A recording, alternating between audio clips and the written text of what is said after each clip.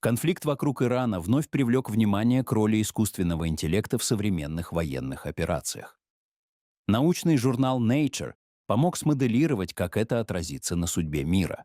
Эскалация противостояния между США, Израилем и Ираном привела к новому обсуждению тех форматов, в каких искусственный интеллект применяется в современных военных конфликтах.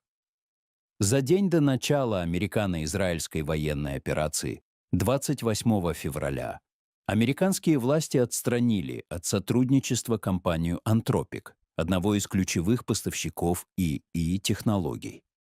Этот шаг стал предметом острой общественной дискуссии об этических границах использования искусственного интеллекта в военной сфере. Однако серьезный разговор об ИИ и будущем военных технологий актуален не только для США. В Женеве состоялась встреча ученых, юристов и экспертов, посвященная обсуждению летальных автономных систем вооружения и закупок искусственного интеллекта для оборонных нужд. Встреча прошла в рамках продолжающихся международных попыток выработать соглашение, которое бы регулировало правовые и этические аспекты применения ИИ в войнах. Вместе с тем политолог Майкл Горовиц из Пенсильванского университета в Филадельфии обращает внимание, что стремительное развитие технологий значительно опережает темпы международных переговоров. Ему вторит и Крейг Джонс, политический географ из Университета Ньюкасла в Великобритании.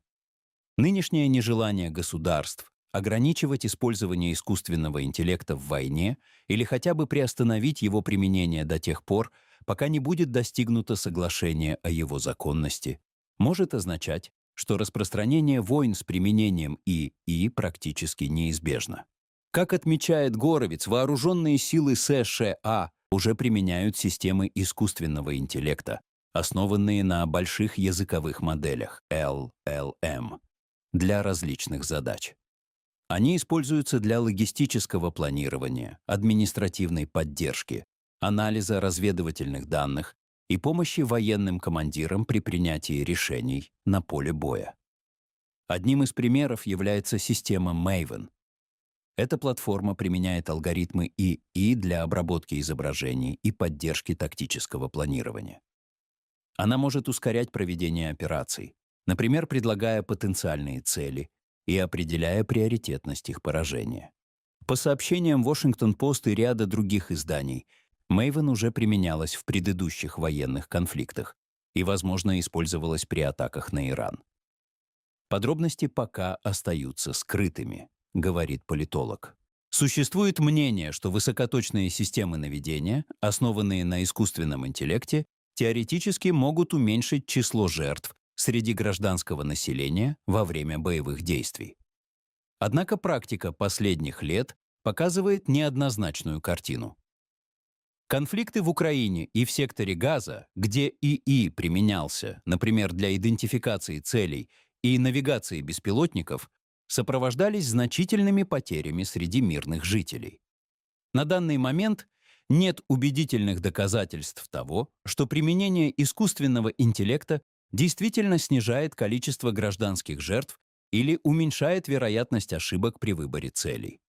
Более того, нельзя исключать, что ситуация может быть прямо противоположной, подчеркивает Крейг Джонс. Особенно острые споры вызывает перспектива использования ИИ для управления полностью автономными боевыми системами без участия человека. Военные могли бы, скажем, использовать беспилотные аппараты, способные самостоятельно обнаруживать, преследовать и уничтожать противника. Однако действующие нормы международного гуманитарного права требуют различать военные и гражданские цели. По словам Горовица, полностью автономные системы вооружений на основе искусственного интеллекта, действующие без человеческого контроля, пока не обладают достаточной надежностью и не соответствуют международным правовым нормам. Потенциальные будущие сферы применения ИИ лежат в центре конфликта между Министерством обороны США и компанией Anthropic, разработчиком систем искусственного интеллекта из Сан-Франциско. С 2024 года система Maven работает при поддержке языковой модели Claude, созданной Anthropic. в рамках контракта с американским оборонным ведомством на сумму $200 миллионов.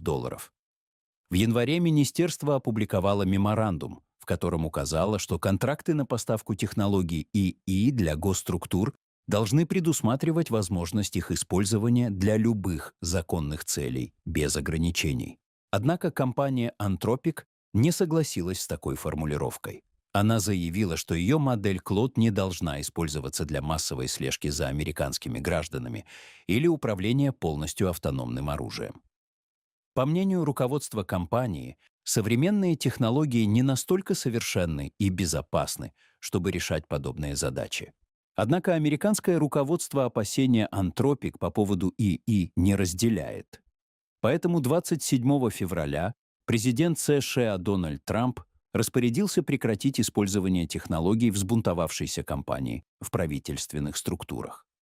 Майк Горовиц считает, что, по сути, вся эта история представляет собой спор о потенциальных сценариях использования ИИ в будущем силовыми ведомствами. И спор этот, судя по всему, не закончен. После прекращения сотрудничества с Anthropic американское правительство заключило контракт с OpenAI. Однако представители этой компании заявили, что условия соглашения предусматривают запрет на использование их технологий для систем массового наблюдения или для полностью автономного вооружения. После чего переговоры Anthropic и оборонного ведомства США возобновились. Специалисты выражают серьезную обеспокоенность потенциально опасными и неэтичными вариантами использования ИИ. Сотрудники Google и OpenAI распространяют петицию, призывающую руководство компаний не разрешать применение их моделей для массового внутреннего слежения или автономного уничтожения людей. Политолог Тони Эрскин из Австралийского национального университета в Канберре руководила исследовательским проектом, посвященным прогнозированию будущего использования ИИ в военной сфере. В прошлом году в рамках этого проекта были подготовлены рекомендации по государственной политике. Помимо уже известных проблем, таких как предвзятость алгоритмов и непрозрачность процессов принятия решений в больших языковых моделях, в докладе подчеркивается риск того, что замена человеческого суждения алгоритмами может непреднамеренно привести к эскалации конфликтов. Полностью автономные системы вооружений, действующие без участия человека, являются этически неприемлемыми и должны быть запрещены на международном уровне, говорится в докладе. Его авторы утверждают, что даже ИИ-системы, в которых человек сохраняет определенную роль, также несут значительные риски и требуют строгого регулирования. В настоящее время предпринимается множество попыток выработать международные соглашения, которые определили бы правовые и этические рамки применения ИИ в военных конфликтах. Однако, по словам Крейга Джонса, эти усилия сталкиваются с серьезными препятствиями из-за недостаточного участия ключевых государств. Такие страны, как США, Израиль и Китай, как правило, выступают против усиления международного регулирования в этой сфере. Они не демонстрируют большого желания присоединяться к Конвенции о конкретных видах обычного оружия, КНО, в рамках которой может быть принято специальное правило, запрещающее использование ИИ в автономных системах вооружения. И несложно понять, почему. На недавней встрече экспертной группы КНО по системам летального автономного оружия обсуждался доклад Стокгольмского международного института, посвященный ответственному подходу к закупкам военного ИИ.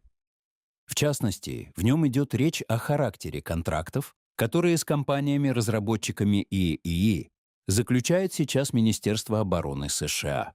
Определение четких стандартов ответственного поведения в докладе называется критически важным. Однако подобные инициативы, помимо позиции представителей государства, осложняются еще и тем, что очень трудно провести четкую границу между полностью автономными системами вооружений и другими формами использования искусственного интеллекта. Дело в том, что на сегодняшний день ИИ уже является неотъемлемой частью множества компьютерных систем кибербезопасности.